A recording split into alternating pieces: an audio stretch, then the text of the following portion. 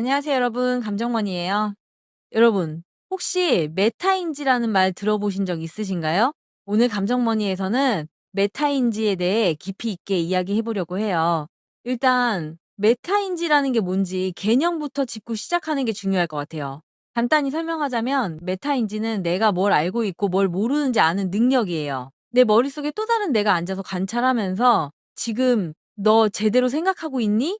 혹시 틀린 건 없니? 하고 질문하는 거죠. 나의 사고 과정, 지식 수준, 이해 정도를 한 발짝 떨어져서 객관적으로 바라보고 필요할 때는 내 생각이나 학습 전략을 바꿔서 더 효과적으로 배우거나 결정할 수 있게 도와주는 아주 중요한 시스템인 거죠. 그럼 메타인지가 뭔지 더 명확히 이해하기 위해 일반적인 인지와 비교해 볼까요? 일반 인지가 나 이거 알아. 난 이 분야 자신 있어. 라고 말한다면 메타인지는 내가 이거 안다고 생각했는데 사실은 헷갈리는 부분이 있었네. 내 자신감이 정말 근거가 있는 건지 한번 스스로 검증해 볼까 하고 말하는 거예요. 만약 메타인지가 떨어지면 우리 뇌는 쉽게 다 알고 있다는 착각에 빠지게 되죠. 더 중요한 건 메타인지는 단순히 공부나 문제 해결 같은 인지적인 과정에만 해당되는 게 아닙니다. 우리 자신에게 일어나는 신체적, 심리적, 정서적 변화를 인식하고 대처하는 능력과도 아주 밀접하게 관련되어 있어요. 웃고, 울고, 화를 내고, 질투하는 나 자신을 명확하게 인식하는 것도 사실은 메타인지 기능이거든요. 이 기능이 잘 발달된 사람은 자신을 정말 잘 알아요. 아, 내가 화를 잘 내는 사람이구나. 내가 우울할 때는 이런 패턴을 보이는구나. 나는 좀 부정적인 생각을 자주 하는구나 하고 스스로를 정확하게 인식할 수 있는 거죠. 여기서 잠깐. 많은 분들이 항상 헷갈려 하시는 게 그럼 자기 객관화랑 메타인지가 똑같은 거 아닌가라는 부분인데요. 제가 차이점을 명확하게 설명해 드릴게요. 먼저, 자기 객관화는 내 감정과 상황으로부터 나를 한 발짝 떨어뜨려 놓고 바라보는 시선 자체를 의미해요. 마치 내 자신을 영화 감독이 카메라로 찍어보듯이 객관적인 관찰자의 시선으로 자신을 바라보는 것이죠. 그리고 메타인지는 이렇게 분리된 나를 분석하는 능력을 의미해요.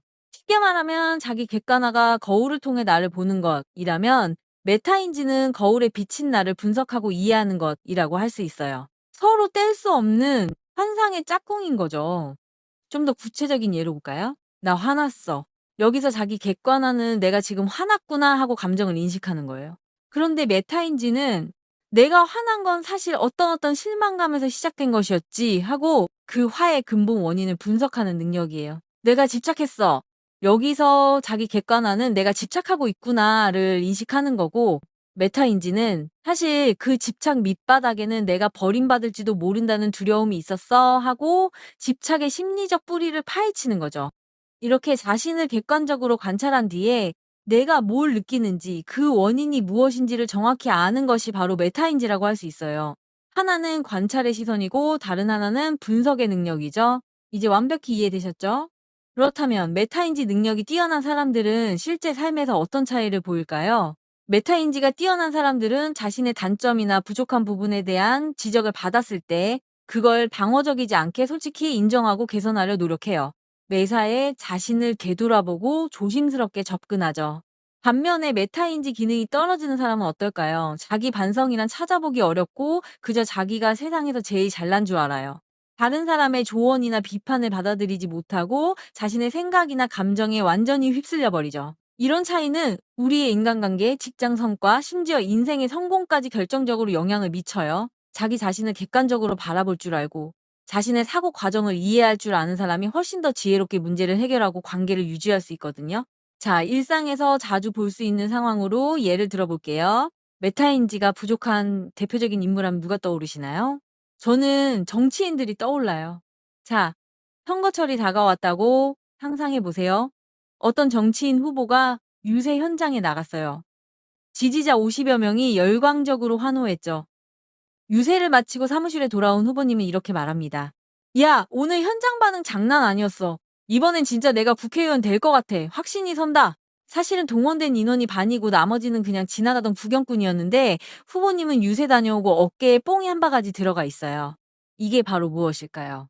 자신의 감정, 즉 유세 현장의 도파민 분출에 완전히 도취되어서 내가 어떻게 보이고 있는지, 실제 국민의 마음이 어떤지를 전혀 인식하지 못하는 상태예요. 이것이 바로 메타인지, 자기 객관화 실종의 극치죠.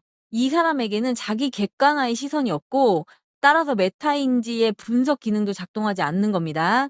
자신의 감정과 현실을 혼동하는 전형적인 메타인지 부족 상태예요. 뿐만 아니라 우리 일상생활에서도 메타인지는 정말 중요해요. 우리의 감정을 다스리고 현명한 선택을 내리는데 결정적인 역할을 하죠. 직장 생활을 예로 들어볼까요? 자, 직장 상사에게 혼났다고 상상해 보세요. 아침부터 열심히 준비한 보고서를 가지고 갔는데 상사가 "이게 뭐야? 다시 해!" 하고 혼을 냈어요. 메타인지가 부족한 사람의 반응은 "나는 능력 없는 인간인가 봐. 이직해야 하나? 이 회사 나랑 안 맞아." 모든 것을 나 자신의 문제로 일반화하며 극단적인 감정에 휩쓸려요. 반면 메타인지가 있는 사람의 반응은 지금은 당연히 감정이 상하지만 이건 내가 일을 처리하는 능력에 대한 객관적인 피드백이야. 다음에 어떤 부분을 보완해야 할까? 이렇게 감정과 실제 문제의 본질을 분리해서 파악할 수 있어요. 하나 더 예를 들어 볼게요. 연애 상황이에요. 상대방에게 메시지를 보냈는데 답장이 늦어요. 이때 우리 뇌 속에서는 두 가지 시나리오가 펼쳐질 수 있어요. 메타인지가 부족한 감정 폭주형은 얘가 날 무시하는 거야? 내가 귀찮은 사람인가? 내가 너무 섣불리 좋아했나? 망했네. 감정이 나를 완전히 지배해요. 반면 메타인지가 있는 사람은 지금 내 감정은 불안함이네? 잠깐. 지금 내가 이렇게 불안한 건 사실 예전에 누군가에게 방치당했던 기억 때문이구나. 지금 답장이 늦는 건 그 사람의 사정일 수도 있지. 이렇게 감정으로부터 한 발짝 떨어져서 객관적으로 나를 바라볼 수 있어요. 감정과 거리 두기에 성공하는 거죠. 이처럼 메타인지는 우리 자신의 감정을 정확하게 파악하고 상황을 객관적으로 판단할 수 있게 도와주는 아주 강력한 능력이에요. 그렇다면 이렇게 중요한 메타인지 능력은 어떻게 키울 수 있을까요? 핵심은 자신을 제3자의 입장에서 객관적으로 바라보는 연습을 하는 거예요. 구체적인 세 가지 방법을 알려드릴게요. 첫째, 멈추기. 감정이 올라올 때 바로 반응하지 말고 속으로 이건 뭔 기분이지? 하고 스스로에게 질문하세요.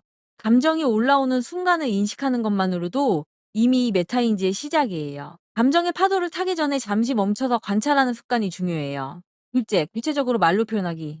그냥 화났어 라고 말하기보다는 실망해서 화났어, 걱정돼서 불안해처럼 감정을 더 세분화해서 표현해 보세요.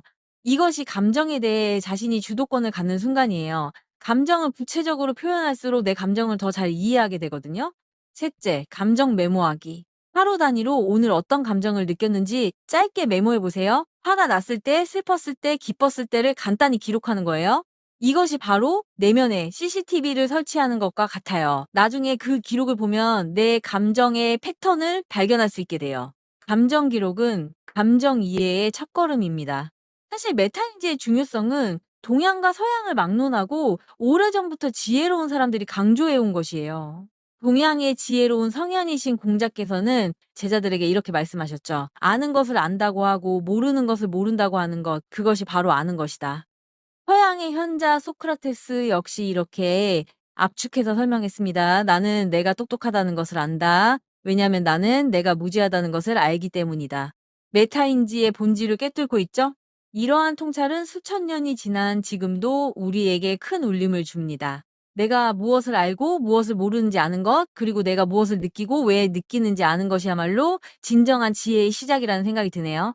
여러분도 오늘 알려드린 세 가지 방법을 꾸준히 연습하면서 자신을 더 깊이 이해하고 타인과 현명하게 관계하며 현실을 객관적으로 바라볼 수 있는 자신만의 메타인지 능력을 열심히 키워나가시길 응원할게요. 자, 오늘 감정머니가 준비한 내용은 여기까지고요. 여러분의 구독과 좋아요, 댓글 하나는 앞으로 감정머니가 더 좋은 영상을 만드는데 큰 힘이 됩니다. 그럼 다음 영상에서 만나요. 안녕.